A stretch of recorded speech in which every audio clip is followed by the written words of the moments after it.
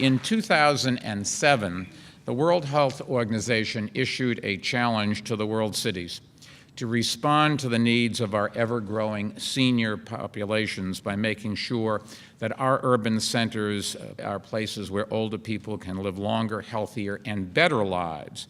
When we got this challenge, we immediately got to work, and together with our partners in the City Council and at the New York Academy of Medicine, we launched what I think is the most ambitious research effort ever undertaken by any city to discover exactly how we can make New York truly a city for all ages. We expect the number of residents of age over 65 to increase by nearly 50% over the next 25 years. And we have to know exactly what that group of people needs and how we can provide it. The best ways to find out what people need is to ask them. And that's exactly what we did with the City Council and the New York Academy of Medicine. And we listened to what older New Yorkers were telling us. And last fall, the New York Academy of Medicine compiled our findings into a comprehensive report, which they released back then. Today, thanks to that research, we are poised to take the next critical step in making New York even more friendly to people of all ages.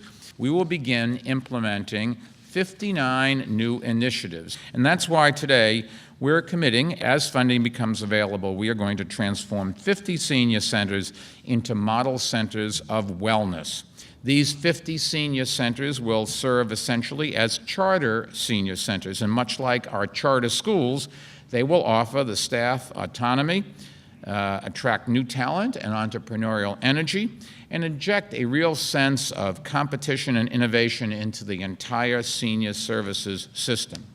And also, like charter schools, these centers will be held accountable for producing results in the form of vibrant programs, high participation rates, and also better health outcomes for the older New Yorkers who frequent them. And as we transform our senior centers into wellness centers, we're also going to continue working with the private sector to provide older New Yorkers better access to other services that support wellness. And our commissioner for the Department of the Aging, William Barrios Paoli,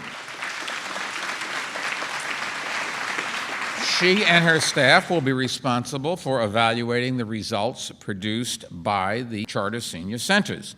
The 59 initiatives we're launching will go, we think, a long ways towards helping older New Yorkers live more connected, vibrant, and meaningful lives. As we all know, New York City is already a great place to grow older, thanks to things like convenient public transportation, quality health facilities, and the sense of community that you get through our diverse neighborhoods. But our city is expected to add roughly 500,000 older adults in the next 20 years.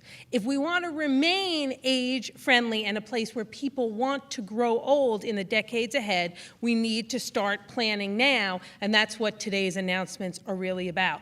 Throughout the process, we hosted a series of roundtables and public forums, and trust me, the ideas that are in the 59 goals and initiatives today come directly from what seniors told us about transportation, civic engagement, housing, and health care. And now, with the help of Mayor Bloomberg and Deputy Mayor Gibbs, we're going to make these ideas and suggestions a reality in our city, which is going to make our city even more age-friendly. And some of them are really the common sense things that are right in front of your eyes sometimes and you don't see, like using school buses during the school day.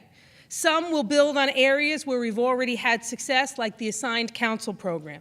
And some will require us to leverage private investment, which is important and right if we're talking about supporting seniors, like the Senior Center Innovation Grant Program.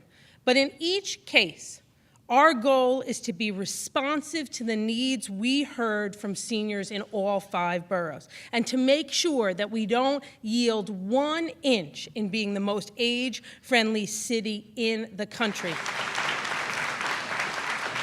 I want to thank the many, many individuals who participated in the process that we started in 2008, the roundtables, the community forums, our city council staff, who never skipped a beat on any of the forums or meetings that were scheduled. I attended, if not all, most of the forums that were held, and the feedback and the contribution that everyone in that process made to make this day possible. Congratulations to everyone who has participated in the this process. Job well done.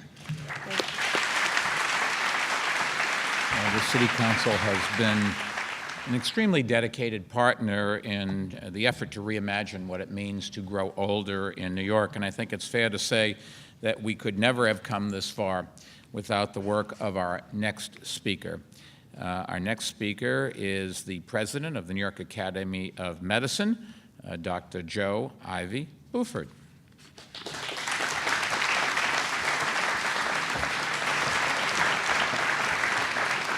I want to thank Mayor Bloomberg and Speaker Quinn and members of the council, and especially Mark Morris. What a fabulous space and a fabulous inspiration to have an event like this. I'm very honored to be here on behalf of the New York Academy of Medicine. As the mayor and the speaker have said, this project is a direct outgrowth of the work of the World Health Organization's Aging and Life Course program, which is supporting the creation of this global network of age-friendly cities. They developed what we call a new paradigm that really asks citizens and policymakers, how can we transform the environment to ensure that everyone can stay active, healthy, and engaged for as long as possible? So this is a paradigm about healthy aging, not a paradigm about all of the problems that aging can cause. Through this project and the leadership of the mayor and Speaker Quinn, New York is demonstrating to the international community that even a large and complex global city can look to the future to create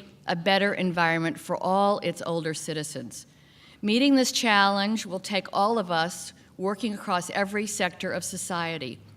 In fact, the public-private partnership modeled by New York City has recently become part of the International Age-Friendly City Guidelines. As we've seen today, our government leaders are prepared to move forward on many of the issues that were identified by older New Yorkers: age-friendly parks, sidewalks, and intersections, senior centers with diverse activities, working to create permanent affordable housing for older adults, providing discounts to health clubs, improving access to our cultural institutions. These are all the kinds of initiatives that will improve New York's age-friendliness. The Age-Friendly New York City Commission announced today will work to strengthen the role of the private sector and ensure that government and the private sector continue to work hand in hand on this initiative and report their progress to the public. NYM is honored to be staffing this commission. The co-chairs, Gordon Campbell, President and CEO of the United Way of New York City, and Robin Wilner, who's with us today, the Vice President for Global Community Affairs of IBM, really speak to the kind of cross-sectoral leadership that will be critical to success. We believe we can really lead the world in building a model age-friendly city where New Yorkers of all ages can stay active, participate fully, and take advantage of all this city has to offer. Let me conclude by thanking our supporters who made this work possible, the New York Community Trust, the Samuels Foundation, and most importantly, the Mayor's Office and the Office of the Speaker and their staffs. Thank you very much.